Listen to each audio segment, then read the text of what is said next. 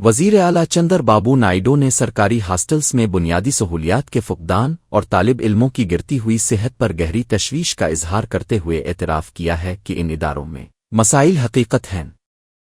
उन्होंने हालिया वाक़ये का हवाला देते हुए कहा कि कल भी हॉस्टल के कई बच्चे अचानक तबीयत बिगड़ने की वजह से बीमार हुए, जो कि इंतज़ामिया की संगीन लापरवाही का सबूत है।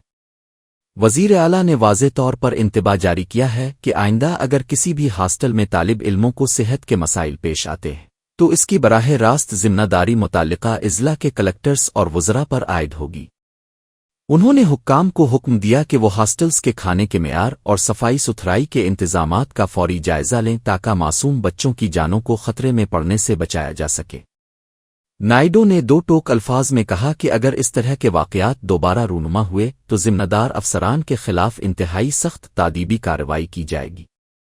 हुकूमत का मकसद गरीब तालिब इल्मों को एक महफूज और सेहतमंद माहौल फराहम करना है और इस मामले में किसी भी किस्म का समझौता बर्दाश्त नहीं किया जाएगा। ఆర్టీజీఎస్ కూడా చెప్పాలి, పంచాయత్ రాజ్ గాని, స్కూల్ ఎడ్యుకేషన్ గాని, మున్సిపల్ అడ్మినిస్ట్రేషన్ గాని, సోర్స్ నుంచి కన్జ్యూమర్ వరకు ఏ విధంగా చేస్తున్నారు. I want to give protection for drinking water priority. రెండోది, ఏ బోర్స్ అయితే సరిగా లేవో, బోర్స్ ఇంకా వాడుతా ఉంటే ఆ సోర్సెస్ కూడా మీరు ఐడెంటిఫై చేసి కంటామినేషన్ ఉంటే ఫ్లషింగ్ చేయాలి, లేకపోతే కండెమ్ చేయాలి. ఆ ఎక్సర్సైజ్ కూడా మనం ఈ ఇయర్ నుంచి స్టార్ట్ చేయాలి.